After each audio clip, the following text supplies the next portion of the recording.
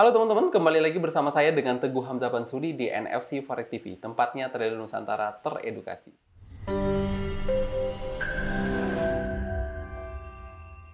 Ya, dalam kesempatan kali ini saya akan membahas bagaimana mengukur risk dan reward yang selalu konsisten dengan cara yang benar. Oke, seperti judul barusan yang saya sebutkan, ya. Jadi gini, saya berkaca bagaimana teman-teman saya yang belum paham dengan teknik ini, mereka sangat kesulitan untuk menentukan taking profit, bahkan untuk menentukan stop loss mereka, gitu ya. Makanya kenapa video ini lahir, ya mudah-mudahan ini bisa mengedukasi ke teman-teman ya yang masih belum paham, ini batasan untuk ambil taking profitnya udah habis belum gitu ya. Atau ketika harga turun 5 pip, 10 pip, 15 pip, ini udah harus di stop loss atau belum gitu ya. Nah, di teman-teman di luar sana gitu ya, ya termasuk banyak teman-teman saya juga yang masih belum paham dengan resiko seperti ini gitu ya. Karena mereka ya bagaimana mau bisa konsisten untuk ngambil risk, contoh misalnya risiko 1% gitu ya. Risiko 1% dari balance dia masih bingung. Aku harus ngeluarin berapa lot gitu ya. Aku harus mengeluarkan berapa lot untuk dapetin resiko 1% gitu ya. Jadi bisa jadi mereka berpatokan pada misal contoh menggunakan lot 0,1. Berarti apabila dia menggunakan risk 1%, artinya berarti meresikukan $10. Contoh misalnya dia menggunakan $1.000 ya. Dengan risk 1%, dan dengan jumlah lot 0,1 lot gitu ya, maka dia perlu melewati 10 pip. Kalau dia mau profit, dia harus ketika buy, harga harus naik dulu 10 pip baru dapat baru dapat $10, baru dapat 1%, atau ketika dia turun 10 pip, maka dia akan minus $10. Maka itu harus di cut loss gitu ya, atau harus dibuang lossnya. Nah, apakah cara itu benar gitu ya? Nah, makanya teman-teman ini yang ingin saya sampaikan ke teman-teman saya di sana ya gitu. Oke, kita kembali ke laptop teman-teman. Saya perlihatkan di sini. Nah, cara yang pertama adalah kita perlu mengetahui sebuah area. Di sini kita sebutnya adalah unfilled order atau UFO atau supply and demand gitu ya. Atau saya menggunakan ini adalah I-zone ya.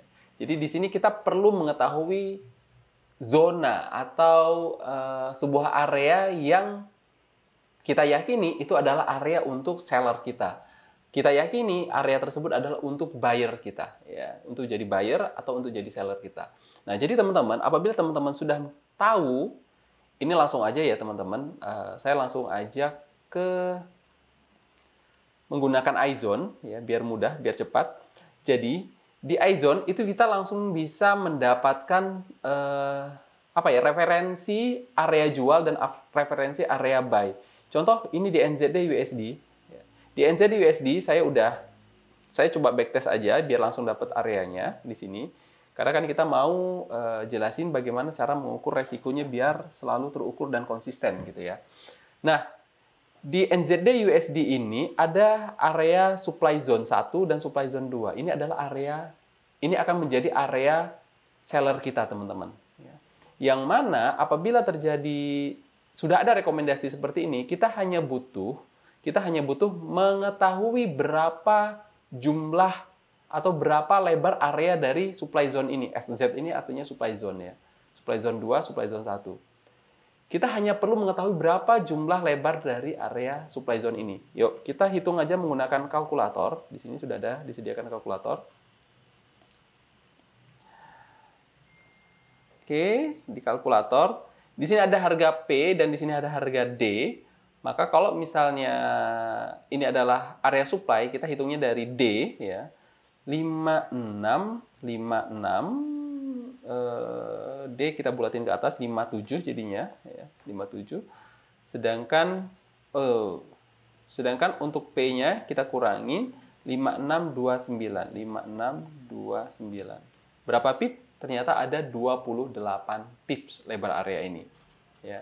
28 pips lebar area ini, karena ini adalah sell, kita selalu tambahkan dengan 7 pip. Jadi ada 35 lebar areanya. Maka kalau misalnya kita gambarkan, teman-teman, kita gambarkan menggunakan Fibonacci retracement ini. Ingat, Fibonacci retracement ini bukan untuk teknikalnya ya. Ini hanya untuk mengukur risk dan reward kita. Mau dapetin berapa gitu ya. Contoh. Nah, ini kita tambahin 7 dari 57 tadi ya. Distalnya 57. 57 kita tambahin 7 jadinya 64. Nah, harga stop loss-nya ada di 56640 dan harga entry-nya ada, ini kita bulatin ke bawah. Di sini berarti 9. Jadi ada 35 pips lebar area kita. Nah, ketika kita sudah dapetin ya lebar areanya 35 pips ya, 35 pips, kita bisa langsung menggunakan ini, teman-teman. Ada babypips.com, teman-teman bisa menggunakan ini untuk teman-teman menghitung berapa jumlah lot yang bisa kita keluarkan, gitu ya. Nah, di sini saya sudah buat contoh, misalnya kita punya akun $1.000 atau berapapun, misalnya teman-teman mau 700 misalnya ya, $700 misalnya. Kemudian di sini resikonya teman-teman mau 1% misalnya ya. 1%. 1% mana? 1%. Resiko 1%. Risknya 1%. Stop loss. Nah, ini dia. Stop loss pips-nya. Kita udah tahu tadi lebar area kita itu adalah 35 pips ya. Maka kita langsung, ini di pair NZD/USD. Maka kita langsung bisa calculate. Ternyata kita hanya butuh 0,02 lots. Ya. Maka ketika kita kembali ke sini, di sini kita bisa lakukan pasang posisi pending order sell dengan menggunakan lot 0,02 lot. Ya, jadi ini akan jadi 1%, 1% dari $700 tadi ya, dari $700. Jadi artinya kalau misalnya teman-teman hit SL, harga masuk dan hit SL, teman-teman rugi $7. Ketika teman-teman hit TP1, teman-teman sudah profit $7. Maka di sini jadi selalu identik. Ketika kita berbicara tentang risk, maka kita berbicara juga tentang reward ya. Jadi nggak fair kalau misalnya kita risk aja gitu. Kan kita juga mau dapat rewardnya. Nah, rewardnya yang kita selalu sarankan adalah kita selalu ambil TP3 gitu ya. Selalu dapetin TP3. Bagaimana caranya? Jadi ambil risk-nya 1. Dan rewardnya kita ngambilin sampai 3. 1, 2, 3. Gitu ya. Nah, kalau misalnya kita tadi udah dapetin 0,02 itu bisa menghabiskan 1% ya dari $700 itu, maka teman-teman, kalau misalnya teman-teman wow, aku mau ngambil tidak hanya 1 kali entry, aku mau ngambil 2 entry. Entry untuk TP1 dan entry untuk TP3 misalnya ya. Nah, teman-teman bisa mengambilnya, berarti tinggal dibagiin aja 0,2 lot tadi. 0,02 lot tadi dibagi 2, 0,01 untuk TP1, 0,01 lagi untuk TP3-nya. Jadi 2 kali entry. Nah, maka resikonya adalah 0,5% per transaksi di NZD/USD di area ini. Oke ya, jadi jelas ya di situ ya. Jadi ambil TP1-nya, di sini aja saya tulis. Ambil TP1 0,5%. Kan tadi udah dapet ya, 0,5%. Lot sama dengan 0,01. Dan ambil di ambil TP3 0,5% juga dengan lot sama dengan 0,01. Jadi 2 kali entry. Ini berarti TP2-nya nggak ada nih. Ya, TP2-nya nggak ada, kita bisa hilangin TP2-nya. Nah, ini. Jadi TP1 dan TP3. Jadi ketika harga jalan, harga masuk dan sentuh TP3, teman-teman di sini sudah teman-teman profit TP1, berarti dapat $3,5. Ya. Di TP2-nya 3,5 dolar ditambah berapa nih? Kesininya berarti dapat berapa?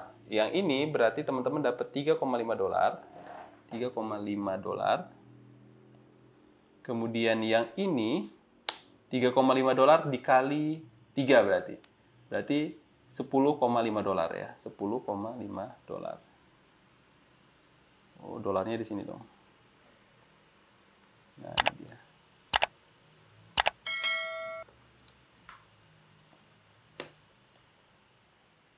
Ya, masuklah ya di sini ya. Ting ting ting. Ting ting ting. Nah, gitu. Teman-teman dapat berarti totalnya teman-teman di transaksi ini ya, transaksi yang ini teman-teman dapat 14 dolar ya totalnya ya. Totalnya saya buat di sini. Total reward yang didapat adalah sama dengan 14 dolar. Nah, itu dia. Begitu juga. Jadi semuanya akan sangat terukur teman-teman. Ketika teman-teman tahu area mana gitu ya. Atau ya tahulah sampai stop loss-nya itu di mana gitu ya. Stop loss terakhirnya itu ada di mana itu teman-teman kalau misalnya udah tahu, teman-teman akan sangat mudah menjaga resiko dan reward teman-teman secara konsisten. Gitu. Makanya kenapa saya bilang banyak mungkin orang-orang juga di sana udah tahu. Ya udah yang penting aku menggunakan risk 10 pip. Kalau misalnya dia loss 10 pip, turun 10 pip gitu ya, maka aku akan cut loss. Ya mungkin orang-orang di sana juga akan paham dengan menggunakan cara teknikal seperti itu. Tapi mereka tidak paham. Kalau misalnya 10 pip, mereka selalu ambil ratakan dengan minus 10 pip atau minus 15 pip, itu langsung di cut loss. Tambahin aja satu informasi. Kalau misalnya dia tahu itu masih ada di dalam area sell loh, gitu ya. Itu sangat berguna banget gitu maksudnya teman-teman. Dia mungkin akan lebih banyak selamat dari hanya menggunakan risk reward menerka-nerka seperti tadi gitu ya. Jadi kalau misalnya teman-teman kita tadi tahu tentang supply dan zone supply zone dan demand zone tadi ya, mereka tahu tidak akan, contoh misalnya ya, harga ini naik ya. Contoh misalnya harga naik lagi, kita punya area yang di sini. Nah, ini ada area di sini. Kita tambahin 7 pip. Langsung aja. Kita tambahin 7 pip, yang ini jadi 34. Kemudian yang ini ya 7. Ketika harga masuk, ini kita hapus dulu. Ya. Coba kita jalanin dulu biar kelihatan seperti ini. Ini kita matikan dulu ya. Jadi biar kelihatan jalannya. Jadi ini TP1-nya dan ini TP3-nya ya. Kita lihat. Ketika harga masuk, nah, harga masuk dan sudah TP1. Sebentar. Nah, harga masuk dan sudah TP1 dan hit SL di sini ya. Di sini hit SL, nyentuh garis merah. Harga masuk TP1 ya. Harga masuk TP1, nggak sampai ke TP2 mungkin. Tidak sampai TP2. Udah kita nggak bahas TP2-nya. Nggak sampai TP2, ternyata nggak sampai TP3 dan ternyata balik lagi dan SL. Nah, apabila teman-teman ngambil area ini ya, dan kemudian di sini kita masuk ke teman-teman ngambil toleransi, pokoknya harga di sini kalau misalnya naik lagi 10 pip maka saya akan cut loss ya. Ini pakai di sini teman-teman di sini sudah masuk ke stop loss gitu ya. Ke stop loss karena di sini udah melewati 23 pips artinya. Toleransi teman-teman cuma 10 pip, sedangkan di 23 pip itu tadi aja masih ada di dalam area supply. Maka sangat disayangkan teman-teman apabila teman-teman entry tanpa berdasarkan ilmu ini gitu ya. Kalau misalnya teman-teman udah tahu ilmu ini, saya yakin pertumbuhan, pertama ya, pertumbuhan akun teman-teman, kemudian teman-teman akan lebih nyaman pastinya, akan lebih nyaman. Oh, nggak usah dulu cut loss, karena ini masih di dalam area buy kita, atau area demand kita. Oh, ini nggak usah di cut loss dulu, karena ini masih ada di dalam area zona supply kita. Jadi teman-teman akan sangat lebih bijaksana untuk stop loss-nya gitu ya, sangat paham dengan ilmunya, kenapa alasan ini tidak di cut loss gitu ya, karena masih ada di dalam areanya. Oke, itu aja mungkin teman-teman. Sampai ketemu di webinar, di webinar lagi, terlalu sering webinar. Sampai ketemu di video-video berikutnya ya. See you and bye-bye.